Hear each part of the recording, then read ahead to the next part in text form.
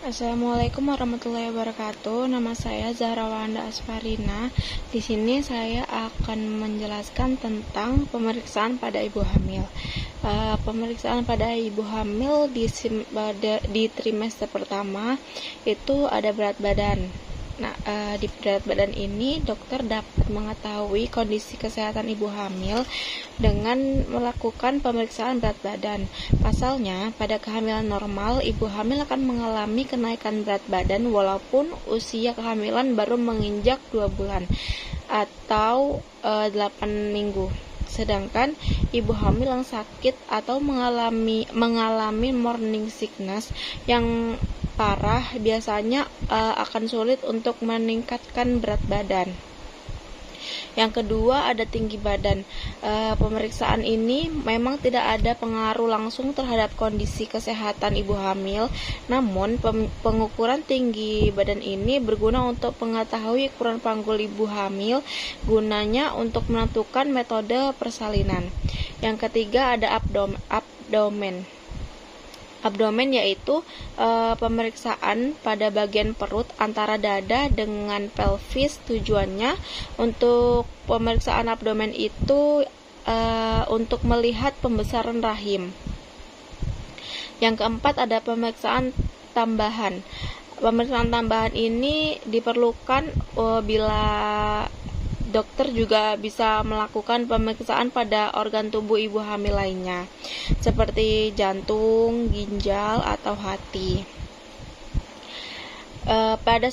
Pada pemeriksaan ibu hamil di trimester kedua, di situ ada tes MSAFP.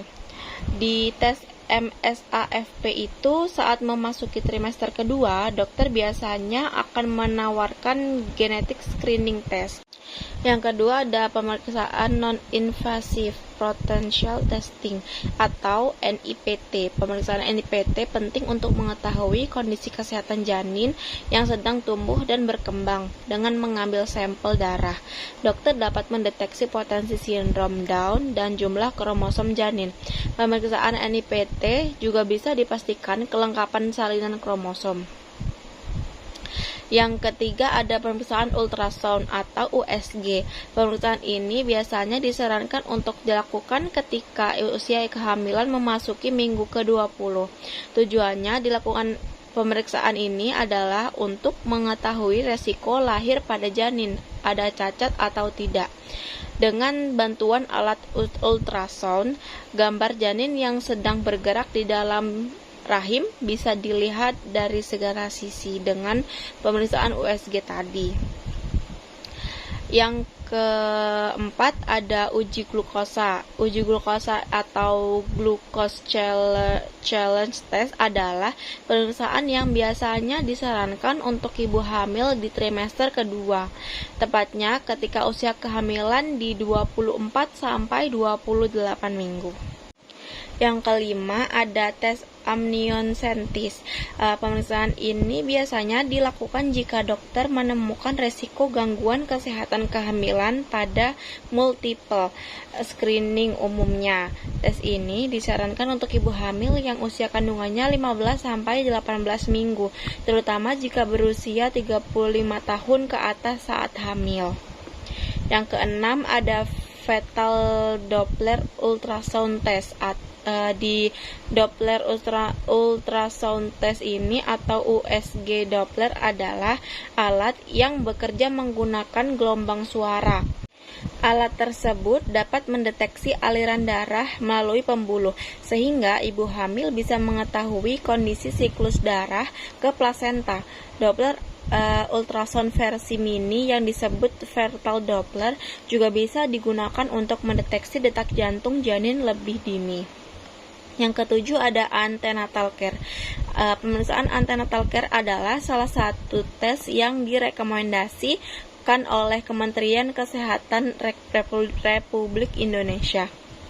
Bagi ibu hamil trimester kedua, pemeriksaan ini bertujuan untuk meningkatkan kesehatan fisik dan mental pada ibu hamil agar dapat menjalani persalinan untuk masa nifas, memberikan ASI, dan memulihkan kesehatan organ reproduksi.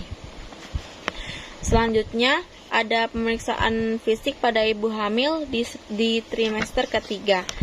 Yang pertama, pemeriksaan kondisi janin. Di pemeriksaan kondisi janin ini meliputi berat badan janin, posisi janin, gerakan janin, screening streptococcus grup B, dan detak jantung bayi. Yang kedua ada pemeriksaan fisik pada ibu hamil. Nah, di pemeriksaan fisik pada ibu hamil ini meliputi pemeriksaan serviks, pemeriksaan lebar panggul, tes darah, dan tes stress contraction dan tes non-stress. Selanjutnya ada pemeriksaan Leopold. Pemeriksaan Leopold yang pertama, hal yang pertama yang akan dilakukan dokter adalah menaruh kedua tangan di atas perut ibu. Dokter akan mencari area atas rahim atau fundus untuk menentukan posisi tertinggi janin. Apabila kepala atau bokong bayi berada di fundus, maka janin berada di posisi vertikal. Pada tahap pertama Leopold ini, kebanyakan dokter akan merasakan bokong bayi. Ketika bayi di dalam kandungan tidak berada di posisi ini, kemungkinan besar janin berada di posisi transversal atau melintang. Ini dilakukan untuk mengetahui usia kehamilan. Selanjutnya ada Leopold yang kedua. Setelah tahap Leopold pertama tadi, dokter atau bidan akan memindahkan kedua tangan pada setiap sisi perut lainnya seperti area pusar. Tujuannya untuk pemeriksaan Leopold dilakukan agar dokter bisa menentukan area punggung atau tulang belakang bayi. Tidak itu saja, pada tahap di Leopold kedua ini juga dokter akan mencari tahu bayi di dalam kandungan sedang berada di posisi kanan atau di posisi kiri. Selanjutnya ada Leopold ketiga. Pada tahap pemeriksaan ketiga Leopold ini, dokter akan menggunakan ibu jari dan jari tangan lainnya dan memeriksa bagian bawah perut. Ini dilakukan untuk memastikan bagian tubuh bayi mana yang berada di bawah rahim. Sebagai contoh, apabila terasa keras, maka kemungkinan itu merupakan area kepala bayi. Selain itu, pada tahap ini juga dokter bisa menilai berat janin serta volume air ketuban. Selanjutnya ada Leopold keempat. Pada tahap pemeriksaan yang terakhir ini atau pemeriksaan pada Leopold keempat ini, dokter akan berpindah posisi menghadap ke panggul ibu. Lalu kedua telapak tangan dokter akan ditaruh di kedua sisi perut bagian bawah. Selain itu, ujung jari akan menekan area sepanjang jalan lahir. Ini dilakukan untuk memastikan apakah bayi masih di area perut atau sudah sampai jalan lahir. Selanjutnya ada Leopold keempat.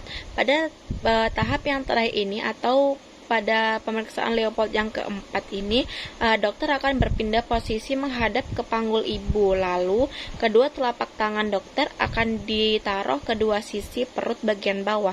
Selain itu, ujung jari akan menekan area sepanjang jalan lahir ini. Dilakukan untuk memastikan apakah kepala bayi masih di area perut atau sudah sampai jalan lahir. Setelah dokter selesai melakukan pemeriksaan, akan ada pemeriksaan lanjutan secara keseluruhan, seperti mengukur tekanan darah hingga detak jantung bayi. Tidak hanya itu saja, dokter juga akan melakukan USG kehamilan lanjutan untuk melihat perkembangan bayi.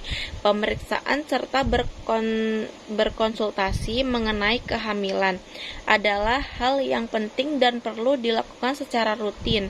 Ini bertujuan agar bidan atau dokter tetap bisa memantau pertumbuhan dan perkembangan bayi di dalam kandungan. Selanjutnya ada bagaimana cara mengukur. Yang pertama ada bagaimana cara mengukur tekanan darah. Yang pertama yang harus kita lakukan adalah mempersilahkan pasien untuk duduk dengan tenang pada kursi yang telah kita sediakan atau kursi yang memiliki penyangga punggung. Telapak kaki rata di atas lantai selama 5 menit sebelum pengukuran. Usahakan sebelum pengukuran pasien rileks ya. Setelah itu, lengan atas harus terbuka saat pengukuran. Lengan atas manset harus ditopang pada permukaan yang keras setinggi jantung. Selanjutnya, sebelum pengukuran, seseorang tidak boleh stres atau pasien tidak boleh stres, panik, atau cemas. Selanjutnya, manset harus selalu diletakkan langsung di kulit, bukan di atas baju. Jadi,